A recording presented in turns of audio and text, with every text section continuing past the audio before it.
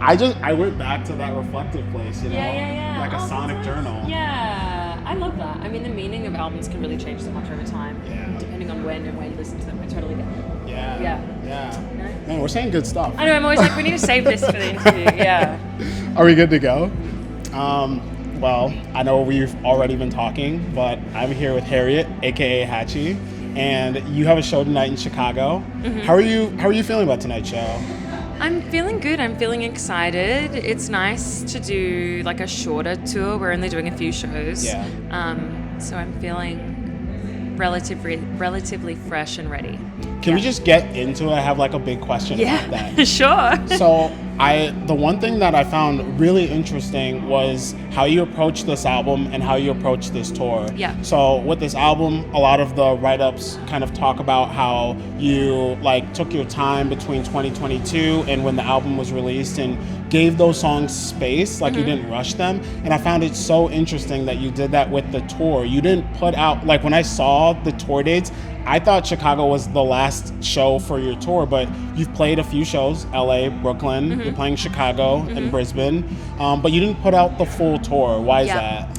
A few reasons. Again, I think we really just wanted to, I don't know, I felt really burnt out after the previous records, especially the touring. We did so much back-to-back touring for years that it was just not really sustainable physically and mentally for us. So that's part of it. It's also super expensive to tour. It's getting more and more expensive as well. And I just made kind of a promise to myself that I would only do touring if I could like break even and not lose a bunch of money again. So that's part of it as well. We're just trying to make better financial decisions. Yeah. As adults? As an adult. And we just wanted to play shows that were, I don't know, we wanted to be able to make every show really special. So that is easier to accomplish when you're playing less frequently, I think. I think when you're playing, like 1 year we played over 100 shows in a year. Oh, wow. And looking back, I'm like, I don't know how good those shows were. Like, because we were just so tired the whole time and we were kind of just surviving. So I really want to kind of actively just play better shows and make each show really, really special. So I feel like we've ticked all those boxes so far. And yeah, taking it slow is just the best way to achieve all those things. So you seem like such an intentional person. Where does that intent come from? Was that something that you've started to adapt like recently because of this album? Was that something that you've just always been mindful of? Definitely not always. I think it's recent. I think it's being in my 30s and just being a little older and wiser and having a lot of time to reflect between albums, I think helped. Doing therapy, that kind of stuff. It all helps. I love therapy. Yeah. It's really helped me over the years kind of refine everything. So yeah, it's nice to hear that somebody thinks that everything feels really intentional. It's nice. Yeah, and I mean, I think when you listen to an album like this, you can't help but think of being intentional because it's so reflective on things like love, romance. It's so honest about those things and like actually taking the space to like reflect on your own thoughts. And this is like a really deep question. Sure, go for it. I am really curious when you were writing this album, just what your take on where we are in society was, because you know, with so many things, like it feels like go. You're getting these like bite-sized things. There's music coming out all the time, but here you are taking space for all of these things and slowing down. So like, where was your headspace with this album and like with those thoughts? Well, it can be really scary slowing down, and I think I kind of got to a point where I realized that I was feeling like I needed to keep up with how quickly the music industry was moving and how frequently people were releasing music. I felt really intimidated by that, and I realized that I was kind of drowning in that environment. So it was actually it was really hard to slow down and to force myself to be more intentional, because I genuinely did have thoughts like, oh, but what if I slow down and I don't strike while the iron's hot? Well, you know, I'm a new artist. What if people? What if I miss I don't catch a wave, or the trends shift and people don't like my music anymore? People forget about me, blah blah blah.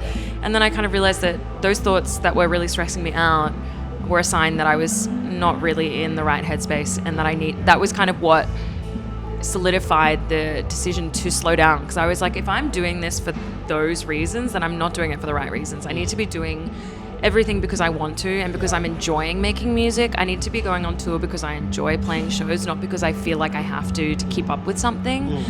So the fact that taking a break really scared me, it felt like a sign that it was the right choice. Wow. You know?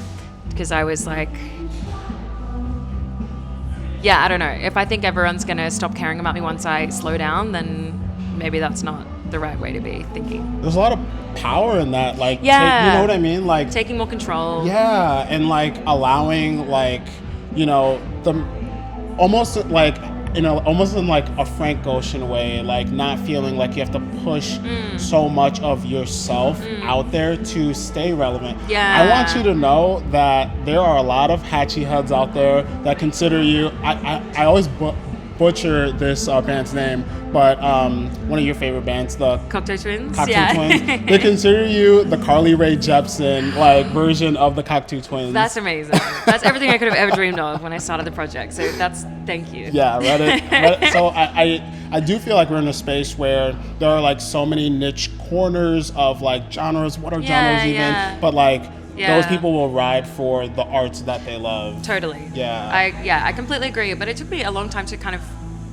realize that and kind of accept that. I think I was so worried about relevancy for a while.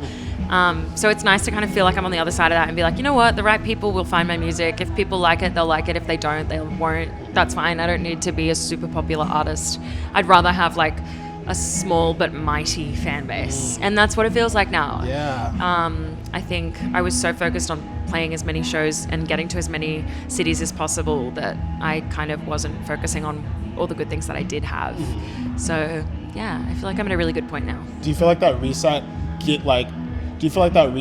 kind of reminded you of why you got into music in the first place and your love for music? Yeah, absolutely. Yeah. So that's been really nice. It's been really refreshing. And yeah, I feel like, I don't know, I think everyone's life kind of moves in cycles, and I've kind of come back around to this cycle where I've been reminded of why I started making music and what I love about it. And it's been a really fun, fulfilling year.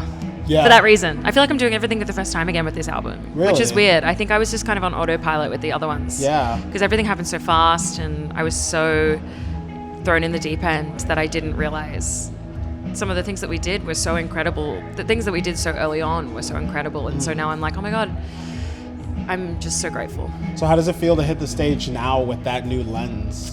It's great. It's so much it genuinely is so much more rewarding. Yeah. I think I didn't realize how much I wasn't present. Yeah. And on previous tours, I was so stressed and anxious. And now I'm like, I think it made me almost, I was almost spoiled in the early days because so many, you know, incredible things happened so fast. And then when everything kind of hit pause with COVID and between albums, I was like, whoa, that was actually... that doesn't happen to everybody. Right. So yeah, it's been really fun. It's been way less stressful this time around. Yeah. I'm less stressed, which is always good. That's amazing. Yeah. And like, I feel like there's so many different camps of perspectives we got from COVID, but like to reprioritize on the things we love, that's my favorite camp. Totally. It's like, I don't care if it's cliche. Like, yeah, I really don't. It's great. I appreciate everything so much more now, and I'm happy about it. Yeah. It's nice. So kind of going back to how you like rolled out this album, how you rolled out this tour. I feel like today a lot of albums are coming out and the full tour date is coming out like right away. Yes. And you wanted to have like a counter approach to that. Is that just like something that you're being more maybe I asked this already, but are you being more mindful of like the way you're rolling out your art going forward? Yeah, I would say, I'm definitely being more mindful. To be honest, we also just haven't had as many offers as we previously did for whatever reason. Yeah. And I think maybe that's just part of kind of being 3 albums in. And I think over the years we've kind of become, I don't know, I don't think I'm really a festival artist, I've realized. So I'm kind of focusing more on just like playing my own shows. I think that's part of it as well. Do you, I mean, even as like the performer, do you prefer an intimate room over like a huge festival canvas? Yeah, I like both, but it is really nice when you can hear people even if if you can hear people chatting and like you can see faces and you can hear them singing along. I really like swaying. that. Yeah, exactly. Yeah. It's really nice. Yeah. It can be overwhelming playing to a bigger room. Yeah. Like when we've done like opening slots for other artists and there's like a bunch of people just kind of staring at you and none of them know the words, that's like terrifying. It's like, really scary. Yeah, like who is this? Hurry up. Yeah. But can't complain. Yeah. So it's been 6 months since Licorice has come out. I love revisiting this album, and that is like a very fun thing for me to do, and for me to like share with my friends again when there's so much music, like coming back to those albums that really sit with you. And so I'm really curious, now that it's been 6 months, how has your relationship with the songs on this album changed, or have they not changed? Like, does this album kind of sit with a previous version of you? Oh, that's a good question. I don't think my relationship with them has changed much because I was a lot more intentional with this one. Like we said before, I can really stand by them and know that I am really happy with all the choices I made on this album. Whereas with previous albums, I think a lot of the times it didn't really align with me, or some certain songs or certain elements or decisions that I made with songs. When I listened back 6 months or a year later, I was like, oh, I don't know why I did that. That's weird. And so I really tried to learn from that this time around and think what I did and didn't like about previous releases. So I'm still feel the same way about it, and it still feels really fresh and new to me, which is great. Yeah. I will say, like, the first 3 songs on this album are just like so sweeping. You get lost in it in such a beautiful way. I love like how you talk about the approach to making an album like this, or like even approaching like dream pop and shoegaze. And so I just want to say, like, Only One Laughing and Licorice were 2 of those songs where I don't know if you were like, if the intent was to get like lost in the thoughts of your lyrics, the guitars, and like to kind of get swirled away, whereas like the intro kind of talks about like letting this world go. Was that intentional? Were you like bringing us into this like deep journal of yours with those 3 songs? Justin Bieber, My World 2.0 today. Ooh, wait, did you watch his No, set? I've only watched the first 10 minutes, but I haven't had enough data on like Wi-Fi. I need to get on good Wi-Fi to watch it properly because I'm traveling. Right. But no, and so I'm really happy with the lyrics and I feel a lot more aligned with them. But I also I think they're just my lyrics this time around are telling more of a story, so it kind of just like lends itself to that kind of cinematic feeling.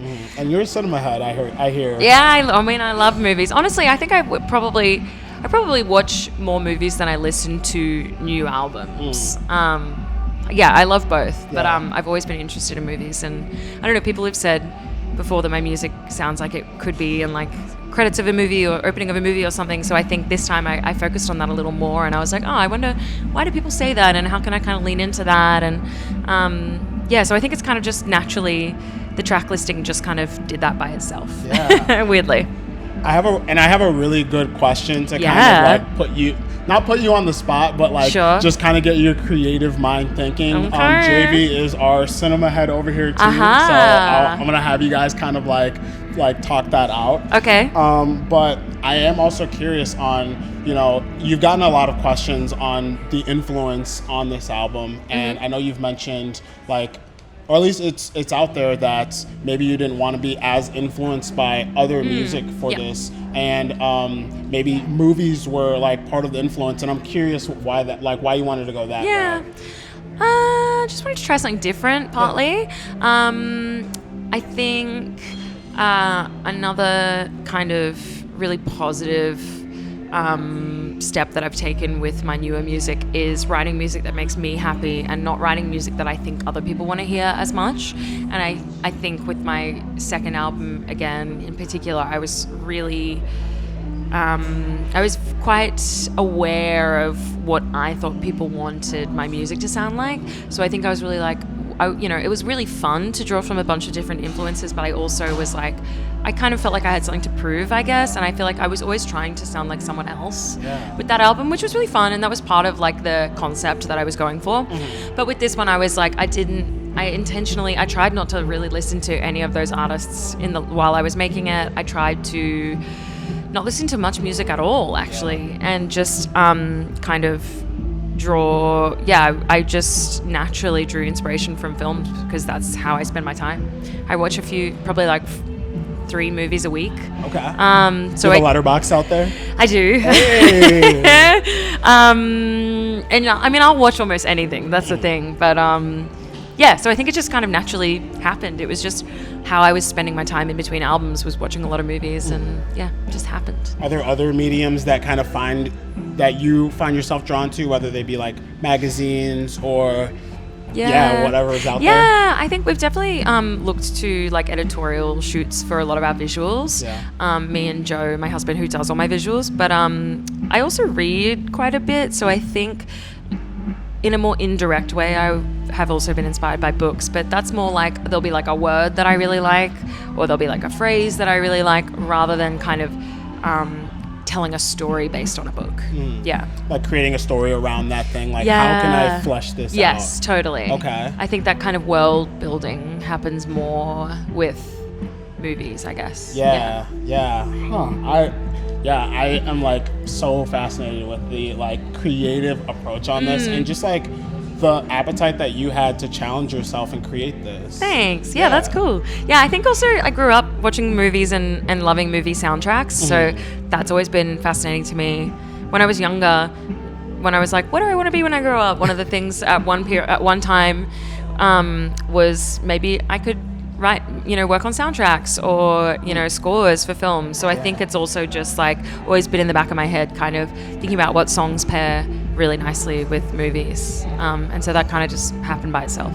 Yeah, almost like, I don't know, my mind immediately goes to like Daft Punk and Discovery and like how they like put like that whole like new pop house, honestly like multi-genre blend with that like cartoon alien visual. Yeah, totally. It's so cool. Yeah, there's a million different ways you can like pair audio visual stuff together and make it super interesting as an artist. So yeah, that's a really good reference point. Another quote that I like stumbled on was just you talking about wanting to embrace your musical insecurities on this record, and I'm curious on what was one musical insecurity that you had going into this album that after creating this album almost became a strength of yours? I think I have always felt a bit insecure about how I'm not great at playing guitar. I don't have an extensive knowledge of guitar chords or really great ability when it comes to guitar in general. So that was why I originally started playing bass. And so on previous albums, I would kind of stress out about that and kind of be like, well, you got to figure out a more interesting way to play this guitar chord, or this song is too simple and everyone's going to think you're an idiot. And that was like your own hang up? Yeah, absolutely. Nobody ever did anything to make me feel that way. It was totally all me. Yeah. So then with this album, I was like, oh, stop stressing about that. Like, if there's a guitar part that I can't play, but I've got it, an idea in my head, I'm just going to sing it. And so I would use my voice as more of an instrument this time around. Yeah. And so one example is with Only One Laughing, that kind of main rhythm in that song with the yeah, but it's my voice going Oh, really? Yeah, and then I just put an effect on it in Logic that What? added like a third and a fifth and a seventh or whatever it was, just like made it into a chord, and that's what's behind that whole song. It's not a guitar. Interview over. So yeah, that is insane. we're at the beginning. Yeah, thanks for that is actually blowing my mind. Yeah, so stuff like that is like, and I was like, oh, that sounds so much cooler than if I'd spent 3 hours trying to figure out something interesting to play on guitar. So that kind of thing, I think, is something that I feel really, proud of. Yeah. And there's a few songs where there are lines that I was just like, oh, it's going to be so much quicker if I just sing this and put a fuzz on it, and no one will be able to tell it's my voice and it's not a synth or a guitar. And those are like some of my favorite parts on the album now. Does that open up like more Hatchie projects to be empowering because you can like manipulate all of these different skills to create whatever sounds that you want to. Absolutely, yeah. I feel like it just helped me finish so many songs that I felt like I couldn't finish, and like, or even like get ideas down. Because the way that I get ideas down is usually I can hear them in my head, and then I'll sing all the parts kind of a cappella. Like I'll be like, okay, this is the bass line, just like while I'm figuring out, and then like the vocals will do this, and then the chord structure will do this, and then I have that before I forget the idea. And then I'll flesh it out with all the instruments over like a day.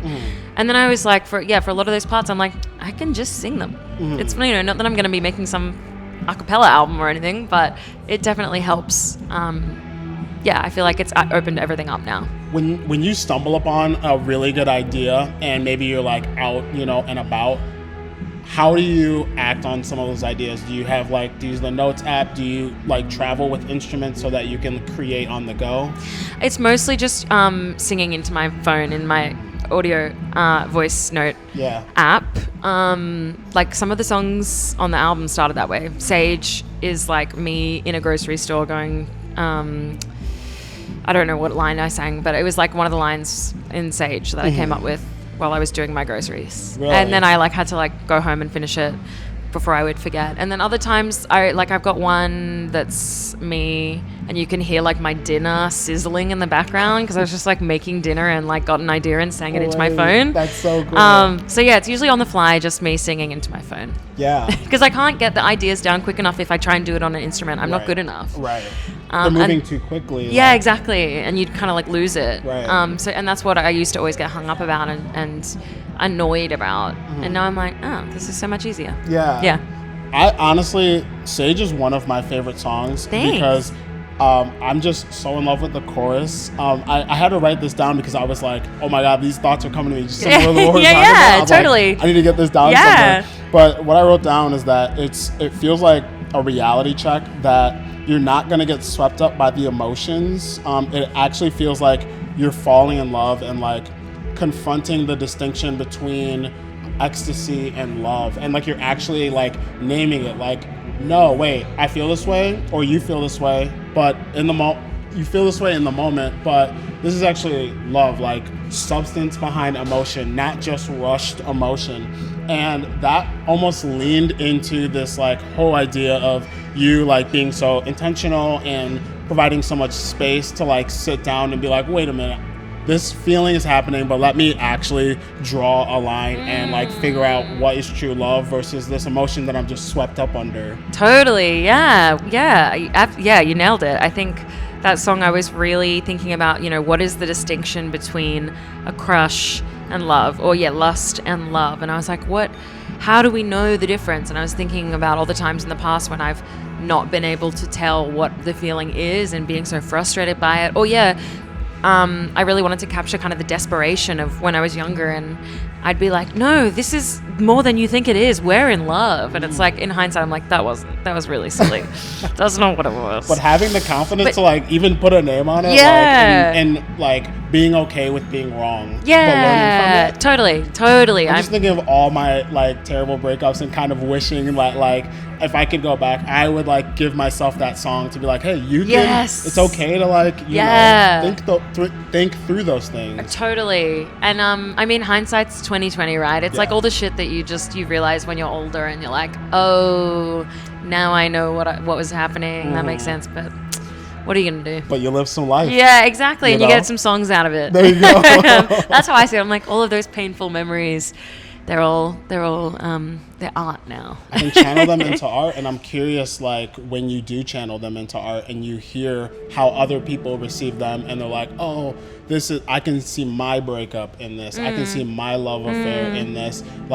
How I guess you receive that, seeing the world kind of take those songs and put their own lives into them. Well, it's been really, really rewarding and beautiful. I've had some really touching messages from people reaching out about whether the album's affected them or they've found the album after something they've gone through and they feel like they can relate to it, or it's helped them get through something, and that's kind of the most special part of releasing music and sharing it with people, I think, is that exchange of energy.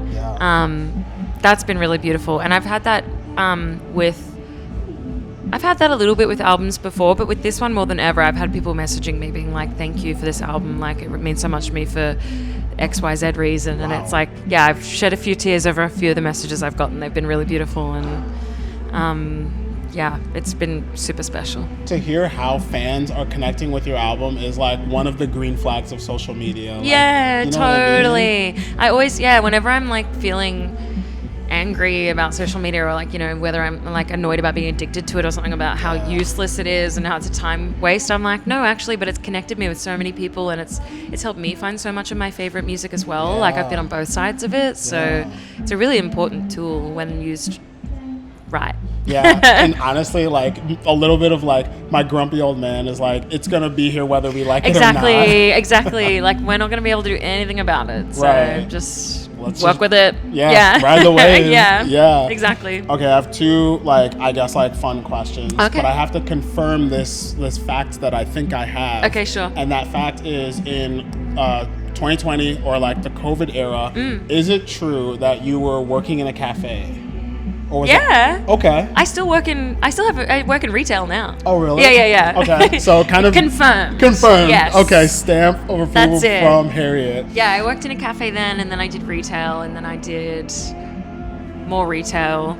I'm in the retail world now. I said no more hospo. That was like the line that I drew. I was like, no more food and beverage. Yeah. I'm moving up in the world.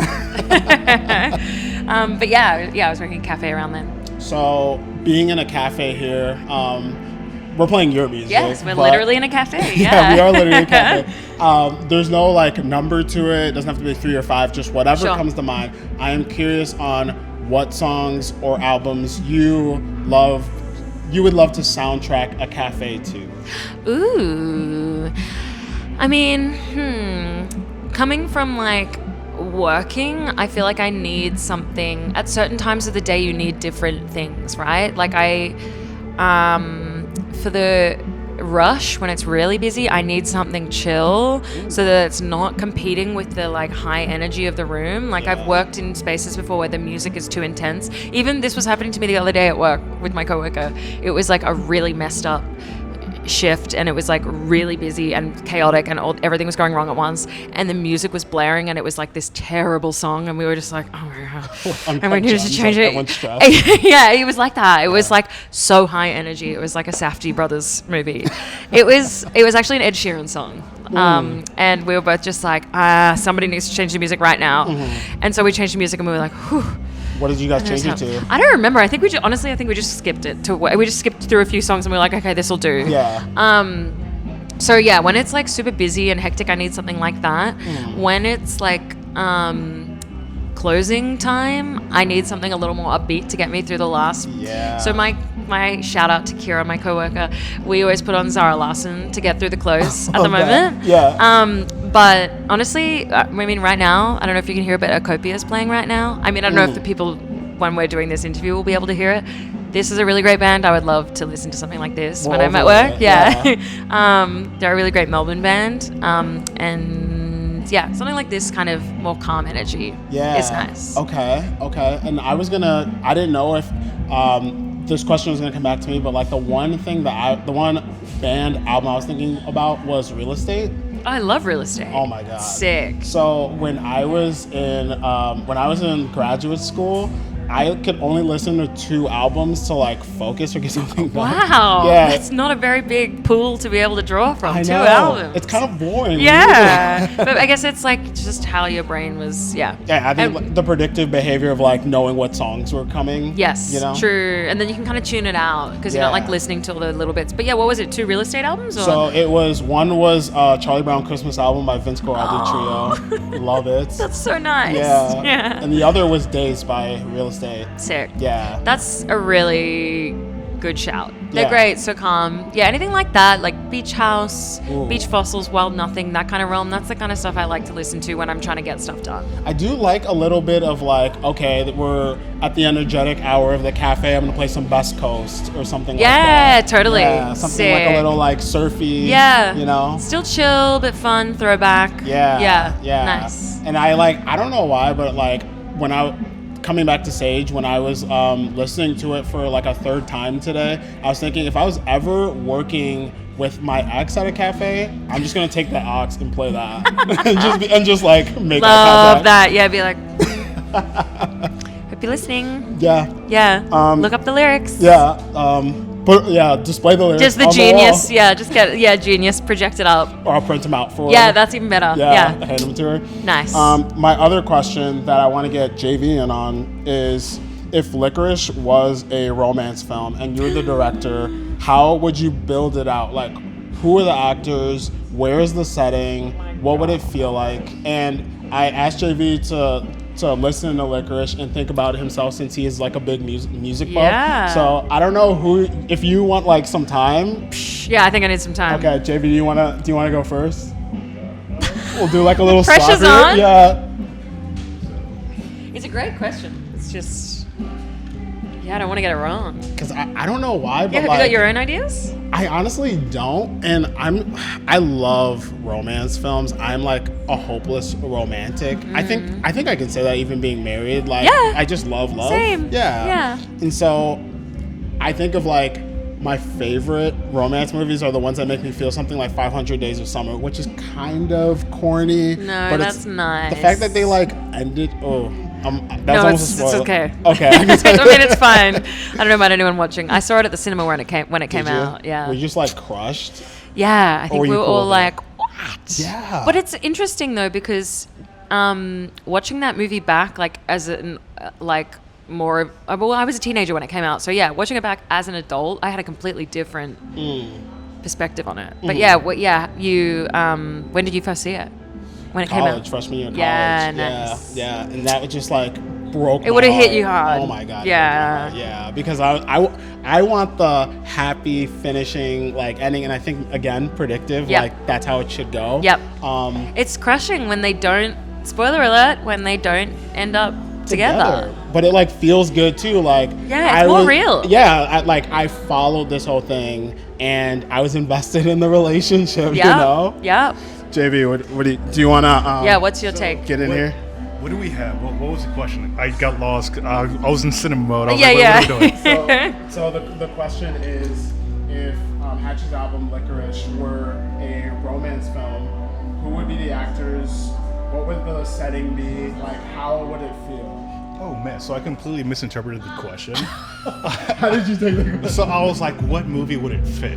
Okay. Yeah, So that's a good question I was too. like, okay, so there's 3 of them, and immediately I was telling him, I was like, when I was listening to it on the way here, I listened to it twice, and I was like, oh my god, just the wave of emotions came through, and I was like, but you have to think of movies, like what you're movies, working right what now. movies is it? So the big one was, well, I thought of a genre, which is like it was the coming of age melodrama. We're just super exaggerated, super like, just Melodramatic. Yeah. And I thought of 3, and again, they're in no particular order, but Anyone But You. Oh yeah. Where like they had a love affair, but then it completely fell off, and then they came back, and their parents like it was like the parents reunited them, and it was just like, it's not gonna work. It's not gonna work. But also the sort of that same plot series was The Age of Adeline. Oh. Where it was the woman just couldn't age because of her like accent or whatever, and she just couldn't fall in love. And then I think it was the Sage, or there was one of those 2 songs where I was like, but no, like love happens. It's just like slowly, yeah. And then the other one was again The Eternal Sunshine of the Oh yeah, that's a good one. where they were trying to forget each other, but it's like it's there. Oh my god, that movie crushed me too. Oh dude, it was so But as far as like what the movie would be like, again, it's that whole of the coming of age, like you know your person, but you don't know how to get to it, or you don't know how to like express it to the person, and then they come back, they live their own lives, and then they come back together, and then it's like, oh well, what if we tried again? You know, like the whole melodramatic thing. Yeah. As far as actors, no clue. That's the hardest part, I Yeah. think. Yeah. Kate That's a Winslet, great question. Jim Carrey. Yeah, that's it. Yeah, those two. Done. There's been a lot of actors recently, but I just don't know. Yeah. That's my little take. Nice. And I think my camera fell off, so I'm here, guys. Jamie's right there. Shout out. Nice. Yeah, I mean, that's sort of the idea. I feel like you nailed it. I think you crushed it. Yeah, I think, well, Eternal Sunshine is definitely one of the main movies that I was inspired by when I first started writing this album. I think that's the perfect example, and JB kind of nailed it with that concept of someone coming in and out of your life and maybe not seeing them for a while and them coming, not, you know, I think that's what's always fascinated me about a lot of romance movies. Yeah. And Something real about that. yeah, I think it's a lot more realistic when I think about all of my friends' relationships. I've watched my friends go through so much heartbreak, and that was another thing I was really inspired by, was the people around me, and how they've dealt with romance and heartache. And yeah, so that movie was a big inspiration, and so was Before Sunrise. So that's another one where it's like, you know, they don't see each other for a really long time, and it's like, will they, won't they? Like, will they ever see each other again? You don't know. It kind of ends on a cliffhanger, and luckily there's a sequel. So if you haven't seen Before Sunrise and Before Sunset, I encourage you to watch those. Definitely. That's some good homework to understand the album a little more, I guess. So in saying, I don't know, coming off of that, I would say Ethan Hawke would maybe be a pick, because I know that I think he's a real romantic in real life as well. So I think he'd know how to do it. And because he's been in Before Sunrise. I don't know who else, and I don't know. I feel like It just has to have Ethan Hawke. Just has to have Ethan Hawke. That's all. That's all I ask. Yeah. I think it would have to take place over many years. I think those are the movies that I find the most interesting. Yeah. Is when it's kind of flash forwards a few years and it flashes back, and yeah. That time span would crush me, seeing like one of the main characters with someone else, and I would be like the person yelling at the screen, like, I know. "But this person's waiting for you." They're waiting for you. Yeah, exactly. The whole will they, won't they is kind of the most. It really riles me up, I guess. Yeah. I was gonna say it's satisfying, but it's not really satisfying that. It's until like- they end up together. Yeah. But yeah, I mean, I think the movies where they don't end up together, like we said before, they're the most realistic. Yeah. Or they're the most. I don't know. It's just not everyone gets their happy ending. Right. And, yeah.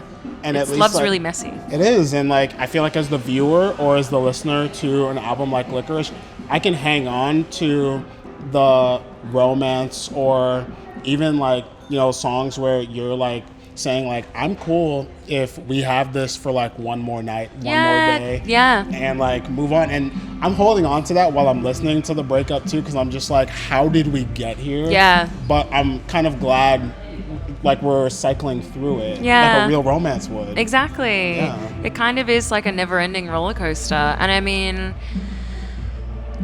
yeah, I don't know. Sometimes I'm like, I feel like I don't know what else I'm going to write about, because I'm married and I've been in a relationship for a really long time, but you still get really inspired by external factors and by other people's stories, and by, you know, having an active imagination, and you know, even really strong relationships aren't without their flaws. So I'm always mulling over something that I can turn into a song. But yeah, movies really help give more inspiration, for sure. Yeah.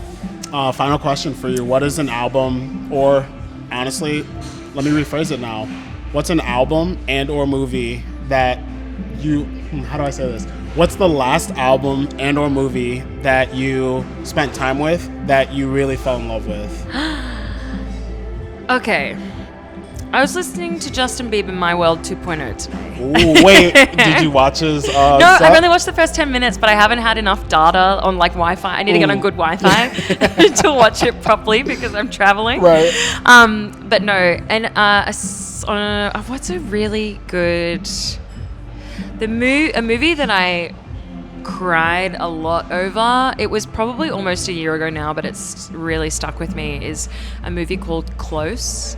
And it's about a friendship between two young men, and it's really beautiful and heartbreaking. That's kind of a harrowing one, though. I wish I could think of something a little more nice. Yeah, but happy. Yeah. But like we said, it doesn't always end up. it's not always. Yeah, doesn't not always go a that happy way. ending. Yeah. So yeah, I'd recommend that movie. Okay. Yeah. And what about album song that really sat with you? The last one that really sat with you. Can I look at my phone? Can Yeah, I look yeah. At my, Honestly, that is like what I would have to do too. Yeah, because I'm always like, what am I even listening to? I know. Like I can give you the first song top of mind. I but- know, but then it's like, yeah, okay, let me see. Yeah. What have I listened to? What did I listen Yeah, I want to know yours as well. to? Okay. Oh, I definitely have mine. You've got it? Yeah. I'm gonna cheat a little bit because the last album was Tapestry by Carole King. That's one of my favorite albums ever. Really? Yeah. But I think, honestly, I think it's a tie on what's really captured me between Heaven or Las Vegas. Because, I just discovered the Cocteau Twins, like researching you, and I'm just like, what? Like, my mind is absolutely blown. Strap in. Really? Yeah. Well, there's just so much to explore. Yeah. Like, I'm excited for you. Yeah, and I can't help it when I listen to like a really good album. I have to find out who's the band, like the bio on the album, and I'm just like, wait, the band is no more? Like what happened? You know what I mean? It's so sad. Yeah. And when it's a band that you're like, oh, they're probably never going to play a show together again. It's like, damn it. Yeah, I'm too late. I know, born in the wrong generation. You know what? I've been revisiting Casey Musgraves lately. Ooh. And that's been really nice. What album? The debut? Not the debut. Not the debut, but yeah, the Golden Hour. Oh, Golden Hour, so good. so good. And then listening to that one and as kind of her album where she was falling in love, and then the next album, Starcross, was like her divorce album. Yeah. And then the album after that with like Deeper Well, that was kind of like her like clarity post-divorce album. Like listening to those three back to back has been really interesting. Wow. So I've kind of been getting lost in those lately when I'm like, at the gym or on a walk or something. And like just you being a cinema person again, like I just immediately the way I heard you frame that was like a trilogy. Yeah, it feels like a trilogy, Yeah. totally. Which is interesting because she's had quite a few albums. I think she had a few albums before Golden Hour, but that one was obviously the one that blew up, and those three, she just gets better and better. And I don't know. I think sometimes her lyrics can be quite simple and verge on cheesy, but I think that's what makes it so good. Yeah. Is she's not afraid to say those kind of cheesy things. And it resonates. Yeah, Yeah. totally. So yeah, I love a bit of Casey Musgraves. Okay. Yeah. Hatchie, thank you so much for hanging out Thank with you me. for having me. Yeah. Had a great time. That was incredible. Oh, I love chatting with you. Honestly, I could have done that for like another hour.